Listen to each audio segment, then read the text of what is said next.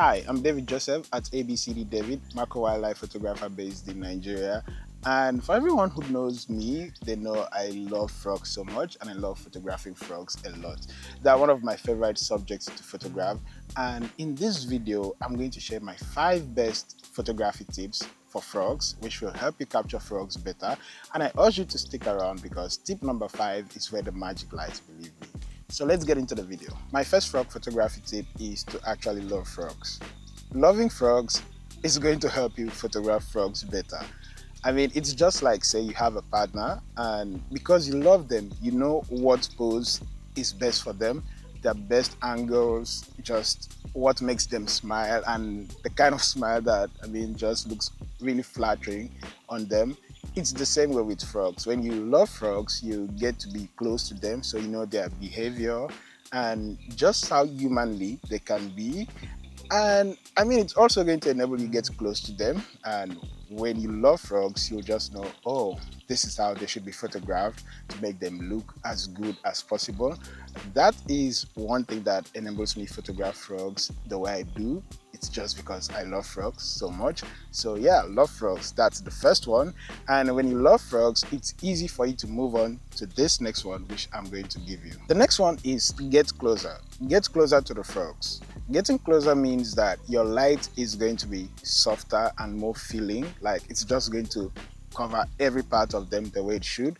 And it's not going to be harsh, like if you're from a farther point, you have to increase the flash power. And when you do so, it's going to be harsh and it's not going to illuminate them the way it should because somehow they could be obstructions and just not very flattering on the skin of the frogs. But when you get closer and the light wraps around them, you are going to end up with an overall better image. So I encourage you to love frogs and then get closer to frogs while photographing them so that your lighting can be so cool on them.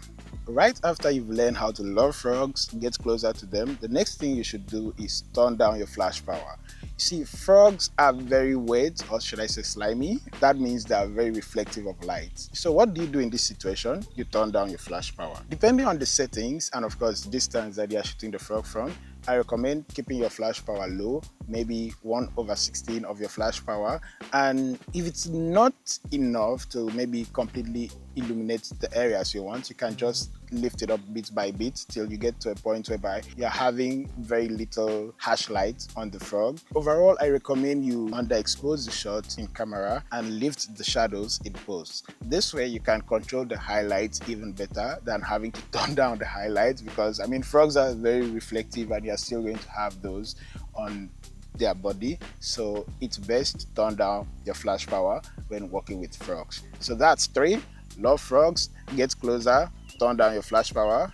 Let's get to the next one. My next best frog photography tip is try wide angle. Now, frogs are really beautiful up close, but have you ever considered photographing them from a different perspective, like a wide angle perspective? They really look cool that way too because you're not just showcasing the frog or maybe its eyes, you're also showcasing the frog's environment. And trust me, it's going to give you a very beautiful result. And by the way, when I say frogs, I also mean toads too. So frogs are toads. That's what this video is for. So when you're able to showcase the environment too, it just makes the image more wholesome. It's like photographing someone and you're also photographing their house, like where they live or just something they own. It gives it that feeling, that me feeling, like their personal feeling, like they belong there, they are home, that kind of feeling. So when photographing frogs, you could try wide angle. This is really going to help you showcase the environment and also play with composition. So that's my 4th tip. And I move on to the final tip, which is where the magic lies. For my 5th and final best frog photography tip, which will enable you get the best frog photo results, I want to let you know that timing is very important when photographing frogs. For instance, if you want to photograph frogs with vocal sac out, you need to be out by 9 p.m., 9:30 p.m. and 10 p.m. Beyond that, you'll still find them, but it's going to be hard because by then, they're now mating. So from 10 p.m., you will find frog amplexus. So yeah, and that's like where there are lots of frogs, of course, because if there are few frogs, you are not even going to find the frogs calling. So for areas that there are lots of frogs, by 10 p.m., you'll start finding them this way. And it's one of my favorite things to photograph, to be honest. So 10 p.m. you'll find frogs mating, that's amplexus. 9 p.m.